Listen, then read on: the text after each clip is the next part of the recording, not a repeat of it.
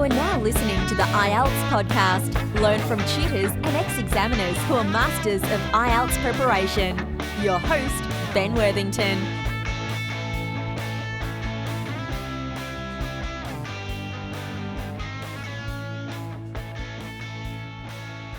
Hello there, IELTS podcast listeners.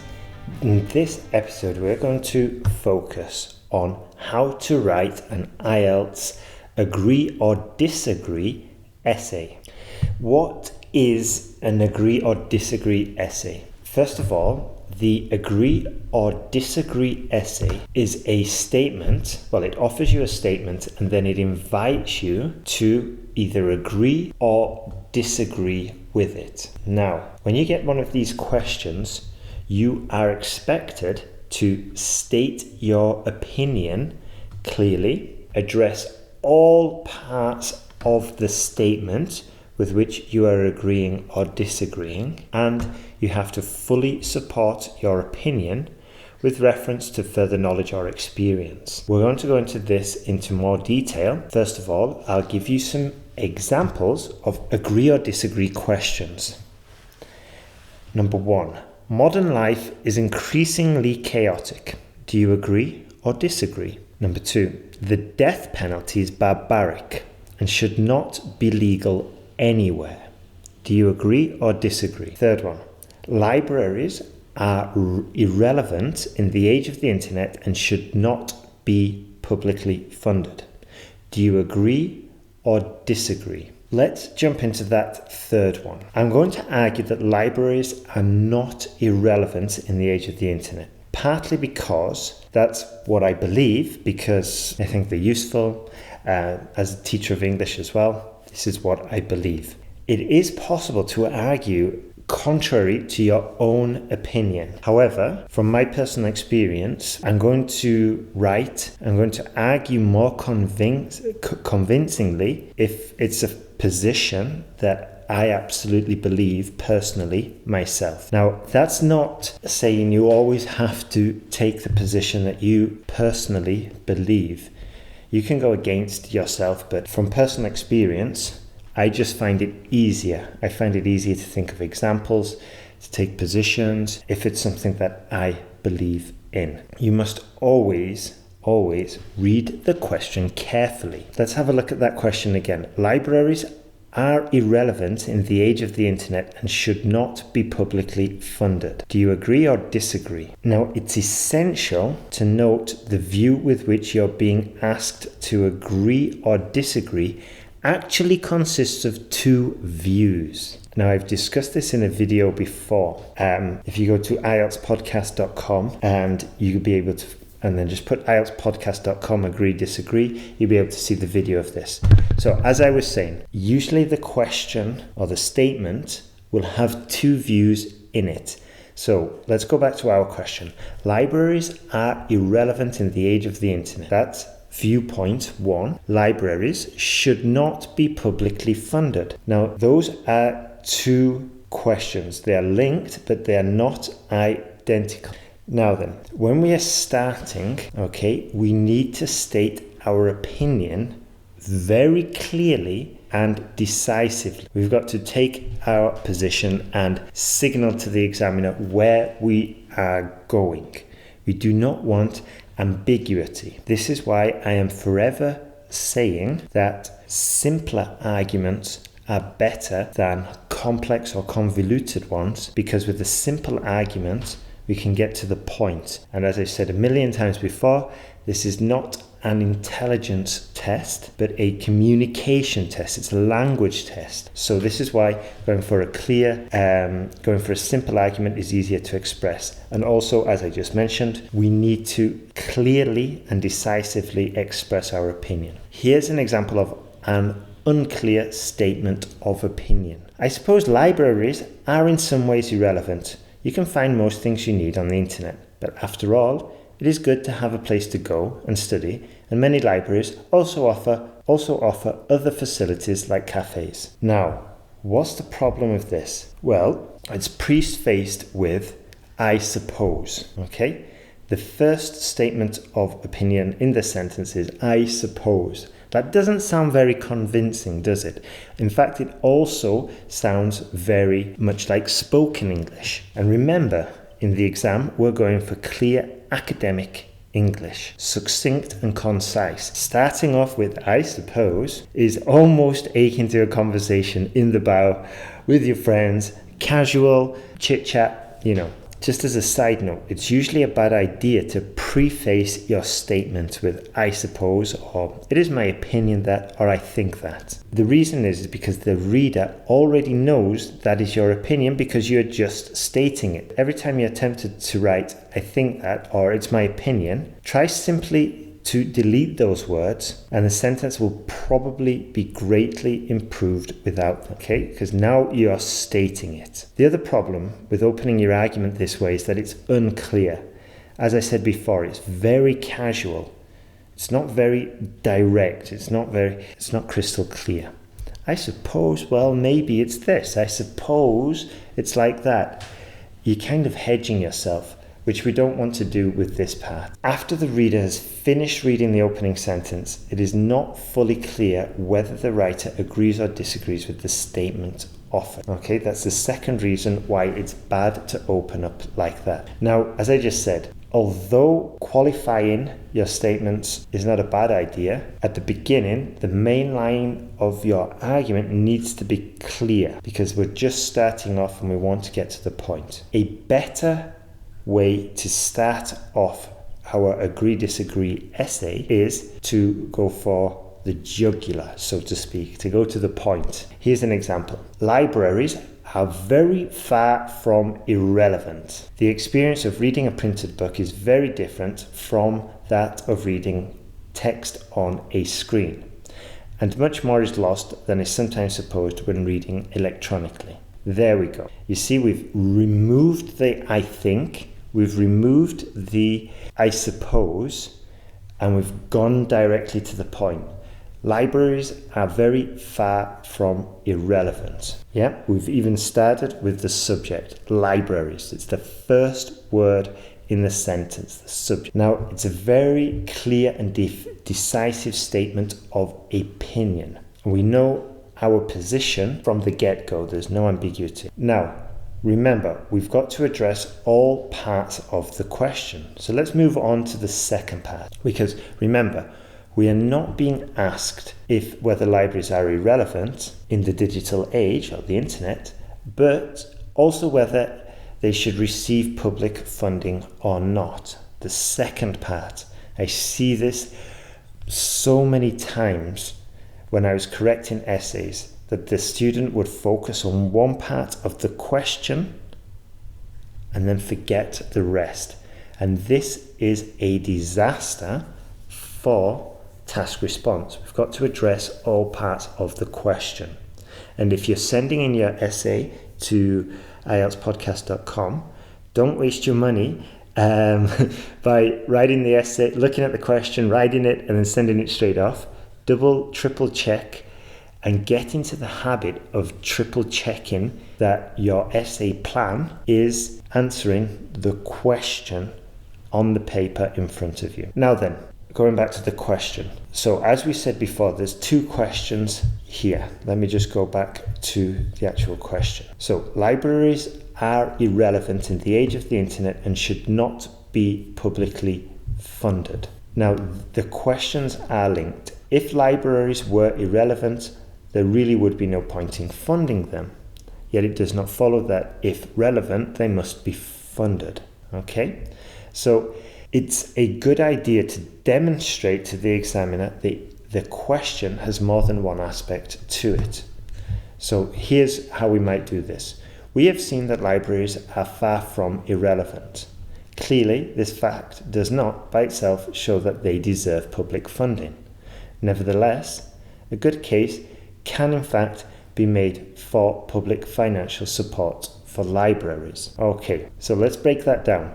We have seen that libraries are far from irrelevant. Okay, so here we're saying basically that libraries are relevant, but this is not why they deserve public funding. Okay, so just simplifying that sentence.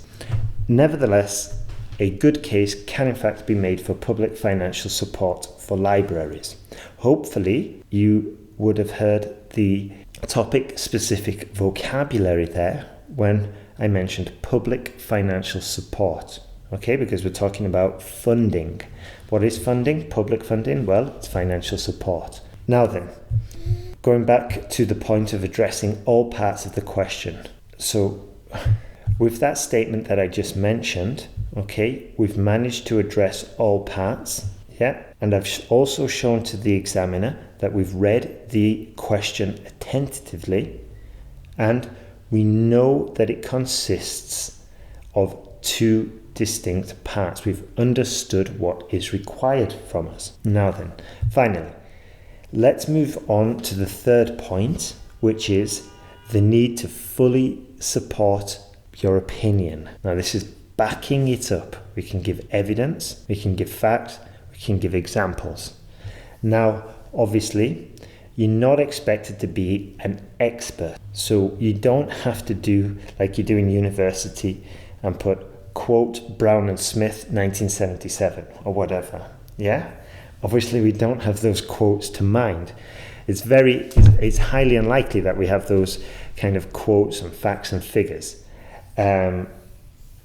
Especially about libraries and funding. However, we are being asked that we understand these principles, okay? And we need to support these opinions with reasons and evidence of some kind. So how are we going to do this? Well, you can go to Google and we can put IELTSPodcast.com giving examples. Yeah? And there's a video, very concise and unique video about giving examples. And it's quite a popular topic, and this is why there's a whole module dedicated to giving examples, because I think they are a very powerful way to demonstrate with reasons and evidence that we've understood the argument, and we can express and convey and communicate this argument not only more eloquently, but sort of like on a deeper level. And as I've said before, when we're writing our essay, we're usually going from general to specific, and the examples are very convincing, specific arguments to use in your topic. Now, let's consider, that we're supporting the argument that libraries are not irrelevant in the internet age. So we need to be able to show that libraries can actually provide something that a computer screen cannot. So here, the supporting argument, might actually just simply be describing some of the valuable features a book can provide that cannot be provided by a screen. Now, what kind of arguments can we consider here? Maybe pause the podcast and have a think. What are the advantages over a book, over a computer screen to a book? Well, one that just jumps to my mind is that it's distraction-free immersion into a topic. The information has also been fact-checked. This is all topic-specific vocabulary, distraction-free immersive reading experience. Also fact-checked because it's had to go through the traditional process of editors and publishers and verifiers and all this, which in this day and age of fake news, you see, more topic-specific vocabulary. In this day and age of fake news, truthful information has never been more valuable. Yeah, just these are the advantages. I'm skewing it towards a physical book over a library, over the internet, because that's what libraries have. They have the books. But we could also say, going back to the physical building of the library, it could have a chance for interaction, a chance for community, sort of like events. And we can also say that in the library, in good libraries, sometimes they have a meet the author event, and also it's available to all, not just so the information is available to all, unlike the internet, which is limited to those with an electronic device or internet connection. So as you see, once you start brainstorming, we can come up with lots of different ways to support our argument. Now, as I said, we don't need to go for the most convincing. We don't need to use the most intelligent argument. It just has to be the clearest and the easiest for us to convey and to communicate, because this is a language test, not an intelligence test. Right. And I go into a lot of detail in the online course at IELTSPodcast.com as well. So anyway, let's go into it. Here's another example. So we could say, not all the merits of books are replicable on a computer screen. Not only are books one of the simplest technologies ever invented and therefore extremely easy to use, but they are also physical sites of memory. Ooh.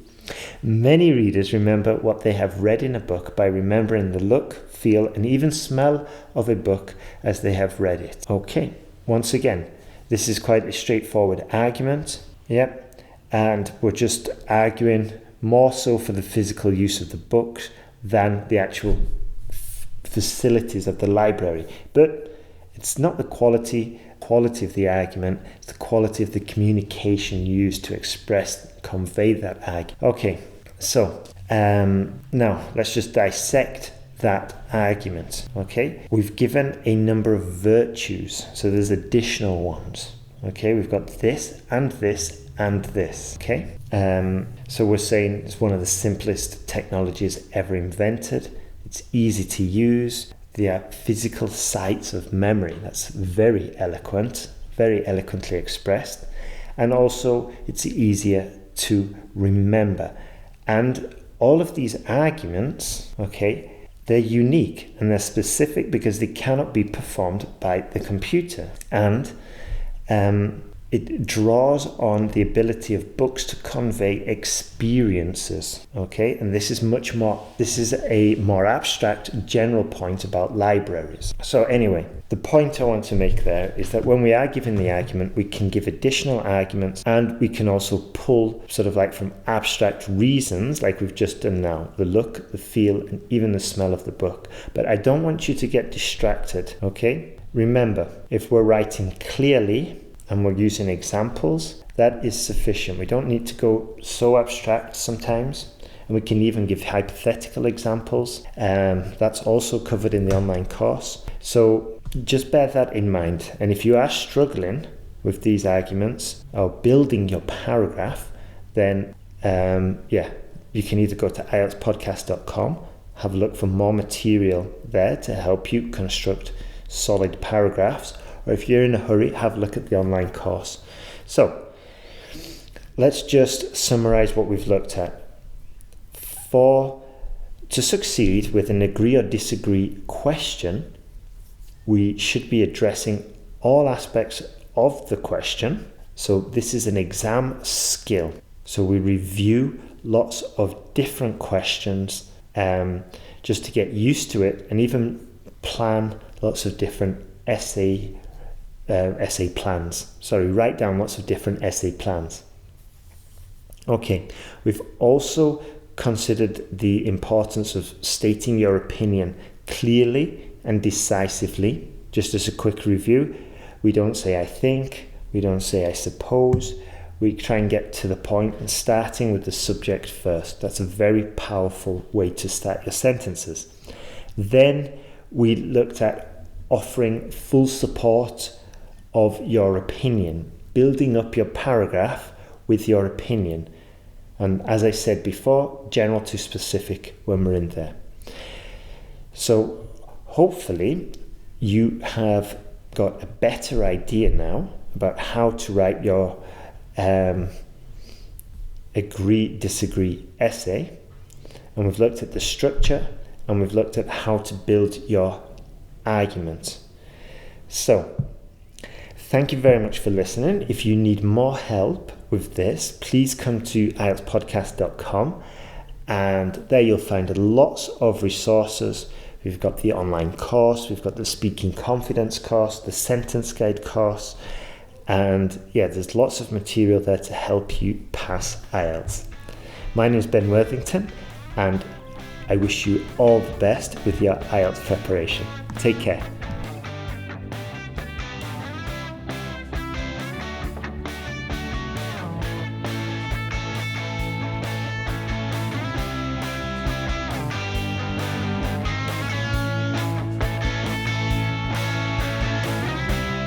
Thanks for listening to IELTSPodcast.com.